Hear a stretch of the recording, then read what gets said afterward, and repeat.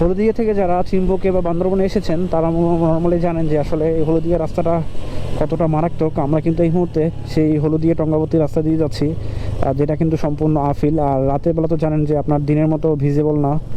তো আমরা ভাই ব্রাদার একসাথে যাচ্ছি। মোটামুটি প্রায় চিম্বুক থেকে অলমোস্ট অর্ধেক নেমেছি এখন, আর বাকি অর্ধেক নামতে হলে আমাদেরকে খুবই সাবধানের সাথে যেতে হবে। সো 3জন রাইডার, একটু ভয়ও লাগছে, কারণ হচ্ছে টোটালি আজকে এখন কোনো মানে গাড়ি ঘোড়াই নাই এবং মানুষজনও নাই রাস্তায়। দ্যাটস মিন হয়তো এই মুহূর্তে সিচুয়েশন লাইক আপনারা বুঝতেছেন যে নির্বাচনের কারণে বিভিন্ন জায়গায় মানুষ একটু আতঙ্কে আছে। সো যাই হোক, আসলে আমরা একটু সাহস নিয়ে রওনা দিয়েছি, 3জন কমিউনিকেটর কানেক্ট আছে, আলহামদুলিল্লাহ সমস্যা নেই।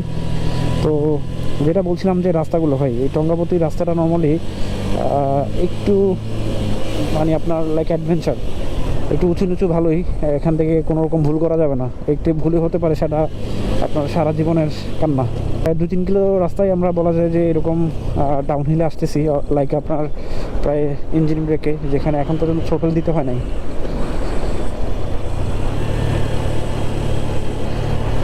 আর এখানে আসার জন্য অলমোস্ট আমাদের 6টার ওভার হয়ে গেছিলো, তো যার কারণে আমাদের প্রায় আমরা 6:30 ওভার করে ফেলছি, যার কারণে ক্যাম্প থেকে আমাদেরকে পারমিশন দিচ্ছিল না।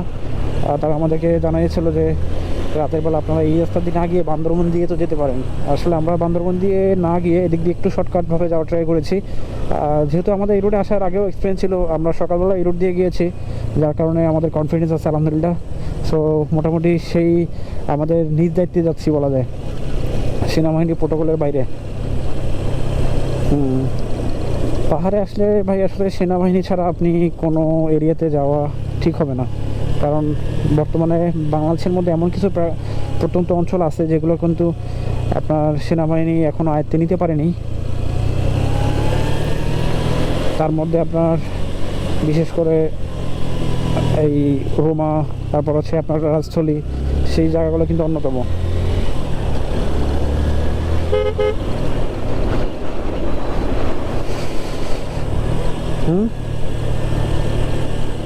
দিব না যে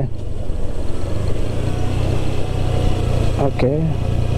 তো নর্মালি একটু আমরা সাইলেন্টলি যাচ্ছি, কারণ হচ্ছে এখনও হলদিয়া 24 কিলোমিটার, দ্যাটস মিন আমাদের আরও 24 কিলোমিটার যেতে হবে।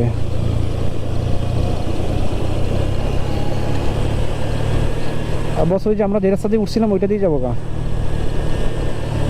হ্যাঁ হ্যাঁ হ্যাঁ। ও কি উঁচু, অনেকক্ষণ ধরেই নামতেছি। এখানে আবার স্পিড ব্রেকার, এই না হোসেনে তো এখানে পড়ছিল না। তো রাতের বেলা আপনারা কখনো এই ধরনের রিস্কি রাস্তাগুলো আসা ট্রাই করবেন না, যদিও আমরা এই রাস্তাগুলো আমাদের চট্টগ্রাম হওয়ার কারণে আমাদের একটা কনফিডেন্স আছে যে আমরা এই রাস্তায় প্রায় আসা যাওয়া করি। তো আপনারা কখনো এই ভুলগুলো করার ট্রাই করবেন না, কারণ হচ্ছে বর্তমানে এই রাস্তাগুলো রাতের বেলা মানুষজন থাকে না, যার কারণে আপনার একটু ভয় লাগবে বা কোনো ধরনের দুর্ঘটনা হতেই পারে। সো থ্যাংক ইউ এত কষ্ট করে এতক্ষণ ধরে ভিডিও দেখার জন্য।